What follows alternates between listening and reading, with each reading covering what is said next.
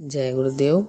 सभी को प्रणाम। उपासना समर्पण योग अध्याय 3 के अंतर्गत नेक्स्ट दो टॉपिक आज हम लोग देखते हैं। गुरुदेव ने आज क्या बतलाया है। आज का टॉपिक है अंतःकरण का परिष्कार प्रखर उपासना से ही संभव है। और दूसरा टॉपिक है उपासना से संबंधित भ्रांतियां और निवारण। गुरुदेव आज के टॉपिक के अंतर्गत बतला रहे हैं कि अंतःकरण का परिष्कार प्रखर उपासना से ही संभव है। तो जैसा कि हम लोग जानते हैं कि अध्यात्म जगत में जितना भी अगर देखा जाए मतलब चमत्कार दिखते हैं या फिर वैभव विभूतियाँ दिखते हैं या हमारे जीवन में दिखते हैं, सब हमारी अंतर जगत के ही परिवर्तन के आधार पर होते हैं। क्योंकि अंतःकरण के परिष्कार ही अध्यात्म का मुख्य उद्देश्य है, मुख्य लक्ष्य है। और हम इसका परिष्कार तभी कर सकते हैं जब हमारी उपासना प्रखर होती है, उपासना हमारी फलित होती है, उपासना हमारी एकदम से सटीक रूप से सही तरीके से होती है। लेकिन हम हैं जो समझ नहीं पाते हैं कि हमारी उपासना किस प्रकार से होनी चाहिए और कहीं ना कहीं हम दिग्भ्रमित हो जाते हैं। लेकिन यहाँ गुरुदेव बोल रहे हैं कि जब व्यक्तियों की गतिविधियाँ श्रेष्ठता से समन्वित रहती है तो उसके जितने भी श्रम, मनोयोग, समय, साधन, सबका उपयोग जो है सत्प्रयोजन में होता है। क्योंकि जैसा विचार होता है वैसे हमारे आचार और विहार होते हैं। तो हम जब वैसा आचार रखते हैं तो वैसे ही, क्योंकि विचारों के अनुरूप ही व्यक्ति ढलता चला जाता है। लेकिन जब हम वही अपने विशेष अपने हमारे पास जो भी विभूतियाँ हैं, वैभव है, भौतिक संपदाएं हैं, विचार है, जो भी हैं, सबको अगर हम पाप कर्म में लगाते हैं तो हम निकृष्टता की ओर बढ़ते चले जाते हैं, दुष्प्रवृत्तियाँ हमारे अंदर बढ़ती चली जाती है। और इस तरह के विचारों से ही जो है युग का निर्माण होता है। क्योंकि जैसे लोग, अब बहुसंख्यक लोगों की संख्या जिन विचारों की होती है वैसे विचारों से ही मिलकर युग का निर्माण होता है, हम सब जानते हैं। और सत्प्रयोजनों का परिणाम तो स्पष्ट है, धर्मराज है, सतयुग आदि ऐसे की जो है समय को कहा जाता है जब सत्प्रवृत्तियों का संवर्धन होती है। युग कैसा है, यहाँ गुरुदेव बोल रहे हैं कैसा है, कैसा होगा, इन प्रश्नों का उत्तर यह पर्यवेक्षण करके दिया जा सकता है कि लोग क्या कर रहे हैं और क्या करने की तैयारी में लगे हुए हैं। आगे गुरुदेव बोल रहे हैं कि विषाक्तता से वायुमंडल का दूषित होना पदार्थ विज्ञान के आधार पर स्पष्ट रूप से समझा जा सकता है। अध्यात्म विज्ञान के आधार पर यह जानने में भी कठिनाई नहीं होनी चाहिए कि दुष्प्रवृत्तियों के कारण प्रकृति का सूक्ष्म अंतराल विक्षुब्ध होता है। और जैसा कि हम सब जानते हैं कि हमारी सोच से ही जैसी हमारी सोच होती है, जैसे हमारे विचार होती है, वैसा हम कर्म करते हैं। और उनसे क्या होता है, कहीं ना कहीं प्रकृति में उस प्रकृति में उसका प्रभाव पड़ता है। जब हम प्रकृति के विपरीत कार्य करते तो हम सब जानते हैं कि प्रकृति विक्षुब्ध होती है। और जब बहुसंख्यक लोग इस तरह से कार्य करते हैं तो क्या होता है, हमें सामूहिक दंड भी प्रकृति के द्वारा आपदा विपदा के रूप में, आगजनी के रूप में, भूकंप के रूप में, अनावृष्टि अतिवृष्टि के रूप में मिलती है। तो प्रकृति भी हमसे नाराज हो जाती है। इसलिए व्यक्ति के कर्म और दंड जो है, जो भी कर्म करता है उसका दंड जो या विधान जो भी हो उसकी नियम के तरह उसे व्यक्ति को तो मिलता ही है।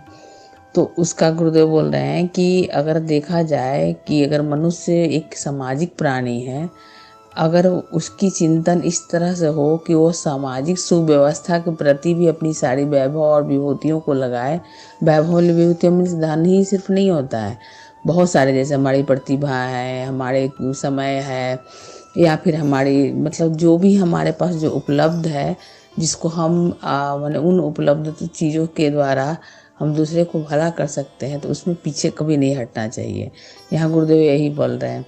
गुरुदेव फिर आगे बोल रहे हैं कि सरकार कई अपराधों के लिए सामूहिक जुर्माना करती है। अगर समीपवर्ती क्षेत्रों में डकैती हो रही हो और आपके पास बंदूक हो, तो अगर आप वो बंदूक का उपयोग नहीं करते तो उसको क्या लोग बोलते हैं, उसको कायरता बोलते हैं। तो सही समय पे सही निशाना लगाना ही व्यवहारिक अध्यात्मवाद कहा जाता है। व्यवहारिक अध्यात्म भी है।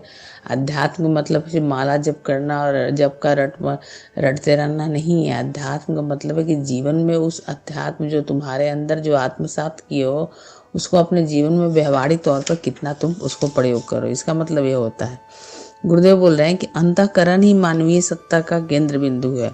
वह जितना महत्वपूर्ण है उतना ही अद्भुत है। और हम सब जानते भी हैं कि कि अंतःकरण में जैसे ही थोड़ी सी परिवर्तन होती है वैसे जीवन का स्वरूप ही बदल जाता है। उदाहरण के लिए देखा जाए तो अंगुलीमाल, अम्रपाली, वाल्मीकि, ये सब क्या थे, ये सब बहुत ही शुरू में दुष्प्रवृत्तियों की ओर इनका झुकाव था। लेकिन जैसे ही इनको आत्मबोध ही, इनका अंतःकरण जागा और देखिए वो कहाँ से कहाँ पहुँच गए। बुद्ध भगवान थे, उनको बस कुछ मिनटों में ही आत्मबोध हो गई, तो देखिए वो गौतम बुद्ध बन गए सिद्धार्थ से। तो यहाँ गुरुदेव वही बोल रहे हैं कि देखते देखते दिशा धारा बदल जाती है जब ये अंतःकरण की जब परिष्कार होती है तो। और इसको कैसे हम करते हैं? प्रखर उपासना से करते हैं। प्रखर उपासना हमारी कैसी होनी चाहिए? तो जैसे जैसे हमारे अंदर जो सद्गुणों का विकास होता चला जाता है, क्योंकि हम लोग इसके पहले भी स्वाध्याय में पढ़ चुके हैं, ईश्वर और कुछ नहीं है, बस सद्गुणों का संचय है। हम जैसे सत्प्रवृत्तियों को हमारा झुकाव होते चला जाता है, समूह के रूप में या व्यक्तित्व रूप में, व्यक्तिगत रूप में, तो वैसे वैसे क्या होती है, हमारी साधना जो है प्रखर होती चली जाती है, उपासना प्रखर, क्योंकि हमारी फिर कथनी और करनी में अंतर नहीं होती, डूइंग और सेइंग में कोई अंतर नहीं होती है, तो हमारी साधना उपासना प्रखर हो जाती है। और जब दोनों एक साथ दो काम होते हैं, एक तो प्रखर उपासना होती चली जाती है, दूसरी हमारे अंतःकरण की शुद्धि होती चली जाती है।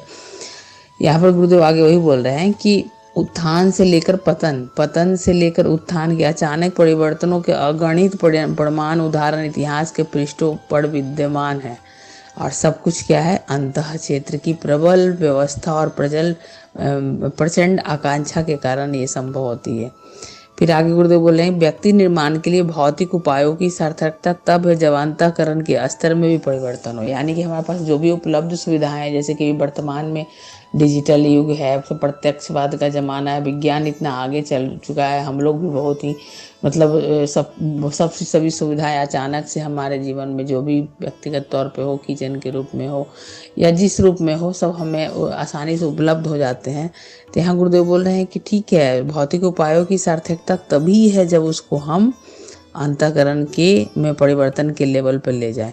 और यह कार्य प्रशिक्षण या कोई ट्रेनिंग आपको दे कर नहीं, या कोई बता दिया तो ये परिवर्तन नहीं हो सकते। यहाँ गुरुदेव बोल रहे हैं कि भावनाओं को भावनाओं से छुआ जाता है। यानी कि जब तक हमारे अंदर संवेदना नहीं उभरेगी, हम जब तक इस विश्व वसुधा को भगवान का घर नहीं समझेंगे, हमारी आस्था पूर्णतः जब तक उस भगवान, उस गुरुदेव के प्रति नहीं होगी, तब तक उनकी समस्या हमारी समस्या नहीं लगेगी। और गुरुदेव क्या वो चाहते हैं? गुरुदेव यही चाहते हैं कि हम उनकी जो पूरे विश्व को जो वसुधैव कुटुम्बकम के रूप में देखने की जो लालसा है, उसको हम पूरी करें।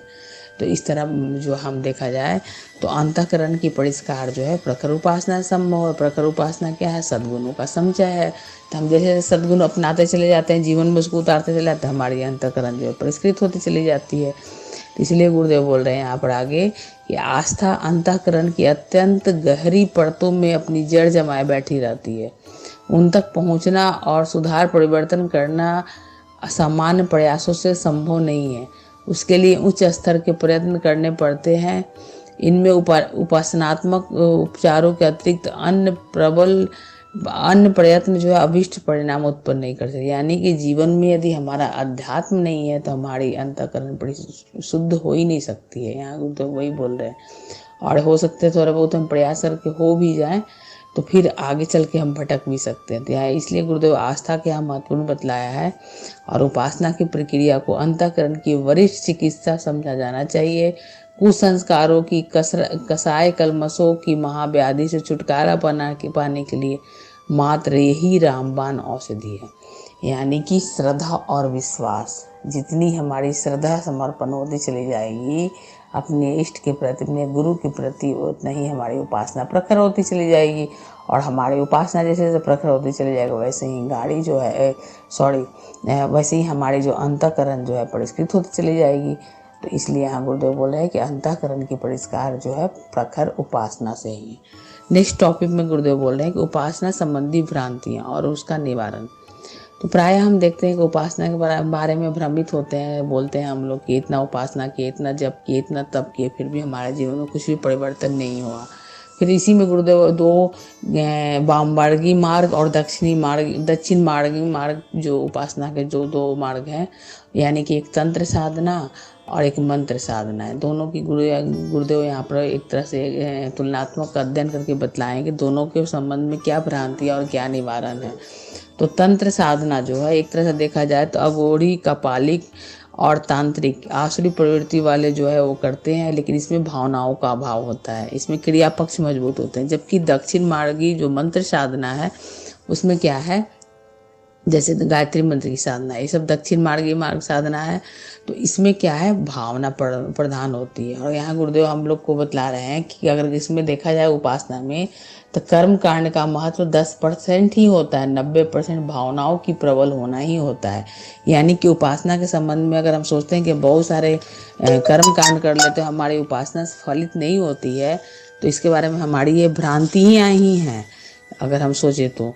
क्योंकि जब तक हम अपने अंदर से कसाय कलमशों को नहीं निकालेंगे, ईर्ष्या द्वेष को नहीं निकालेंगे, भय आशंका को नहीं निकालेंगे, जितने भी अचिंत्य चिंतन है उनसे अगर हम मुक्ति नहीं पाएंगे, तब तक हमारी उपासना संबंधी भ्रांतियाँ दूर हो ही नहीं सकती है। और इसमें हम क्या करने लगते हैं, ऐसी उपासना से कि थोड़े बहुत तंत्र मंत्र साधना करके सोचते हैं कि हमारी ये मनोरथ पूरी हो जाए, यदि ना पूरी होती है तो हम भगवान को दोष देने लगते हैं और दोषारोपण देने लगते हैं, और अपनी गलती अपने गर्भान में झांकने का प्रयास नहीं करते, और हम सोचते हैं हमारा सब कुछ मनचाहा हो जाए। लेकिन यहाँ उपासना के मतलब ये नहीं होता है कि आप अपने स्वार्थ सिद्धि के लिए उपासना करें। तो इसलिए यहाँ गुरुदेव बोल रहे हैं कि यहाँ ध्यान रखने योग्य तथ्य है कि उपासना की सफलता में कर्म कांड का महत्व मात्र 10% और सघन श्रद्धा की भूमिका 90% होती है। यानी कि श्रद्धा और विश्वास, भवानी और शंकर। श्रद्धा मीन्स भवानी और विश्वास मीन्स शंकर। तो इसलिए यहाँ गुरुदेव आगे बोल रहे हैं कि यदि हम प्रतिकूलता और अनुकूलता आमतौर से व्यक्ति की कौशल कुशलता पर निर्भर करती है, जबकि उपासना से अंतः क्षेत्र की सत्प्रवृत्तियों को उभारने और व्यक्तित्व में सुसंस्कारिकता समावेश का अवसर मिलता है। और सफलताओं का श्रेय यदि उपासनाओं को दिया जाए, अगर हम उपासना करते हैं, कुछ हमें सफलता मिलती है, तो उसका श्रेय हमें उपासना को देनी चाहिए। यदि कुछ असफलताएं मिलती है तो उसका दोष और प्रारब्ध मानकर अपने ऊपर ले लेना चाहिए। इससे क्या होती है, हमारी श्रद्धा जीवंत रहती है। इसलिए उपासना संबंधी कई भ्रांतियाँ हैं कि हम सोचते हैं कि हम सब कर रहे हैं तो हम उपासना करें तो हमारा सब कुछ फलित होते चले जाए, कुछ भी हमारे जीवन में आदि व्याधि ना आए। तो ऐसा नहीं हो सकता है। यदि आती भी है प्रतिकूल परिस्थितियाँ, तो उसमें हमारी भी परीक्षाएं ली जाती हैं। तो हम अपनी ये भ्रांतियाँ जो मध्यकाल में था कि नहीं सिर्फ ब्राह्मणों के लिए ही ये इस तरह की उपासना होती है और लोगों से कोई गलती है तो बहुत बड़ी अनहोनी हो जाएगी, तो ये सब जो भ्रांतियाँ एक तरह से उत्पन्न की गई है, उसके बारे में गुरुदेव बोल रहे हैं कि बुरी परिस्थितियों का दोष उपासना जैसे उत्कृष्ट अवलंबन पर थोपना जिस प्रकार अनर्गल है, उसी प्रकार यह भी अनुचित है कि उपासना को एक रिश्वत की तरह प्रस्तुत करके देवी देवताओं को ललचाया जाए। जैसे प्राय हम मन्नत मान लेते हैं ये पूरा हो जाएगा तो हम ये करेंगे वो करेंगे। तो यहाँ गुरुदेव उसको बोल रहे हैं कि शर्त सहित उपासना कभी ना करें, और उपासना का कभी दोष ना दें। अपने कर्मों का हम एक तरह से प्रधान माने, अपने प्रारब्ध के बारे में सोचें। जैसे रिश्वत लेना और देना दोनों ही जुर्म है, इसी प्रकार अमुक लाभ उपार्जित करने के लिए अमुक पूजा करने की पेशकश करना भक्ति की और भगवान की दुर्भाग्यपूर्ण दुर्गति के समान ही समझी जाएगी। तो उपासना करने वाले स्मरण रखें कि इस पुनीत अवलंबन का स्तर ना गिराएं, भले ही उसे ना करें। पूजा न करना उतना बुरा नहीं है जितना कि सड़ी नालियों में घसीट कर उसकी दुर्दशा एवं बदनामी करना। यानी कि उपासना से संबंधित जो भी भ्रांतियां हैं, उसका अगर निवारण हम करें तो सब कुछ अंतःकरण के परिष्कार और सद्गुणों के समझे अपनाने से ही संभव है। तो इसलिए आज गुरुदेव ने 2 इम्पॉर्टेंट टॉपिक बतलाया है कि अंतःकरण की परिष्कार प्रखर उपासना से, और उपासना संबंधी भ्रांतियां एवं निवारण।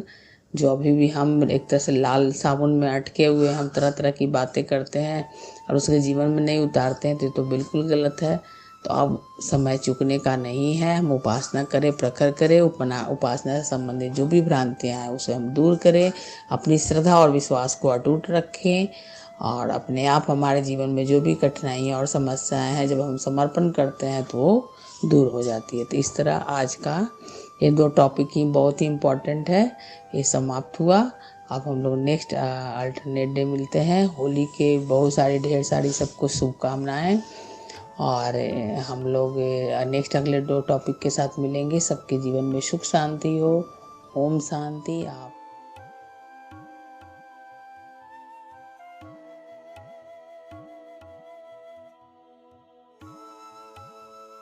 हमारे YouTube चैनल को सब्सक्राइब करें और बेल आइकन को दबाकर ऑल पर क्लिक करें ताकि नोटिफिकेशंस आपको मिलती रहें।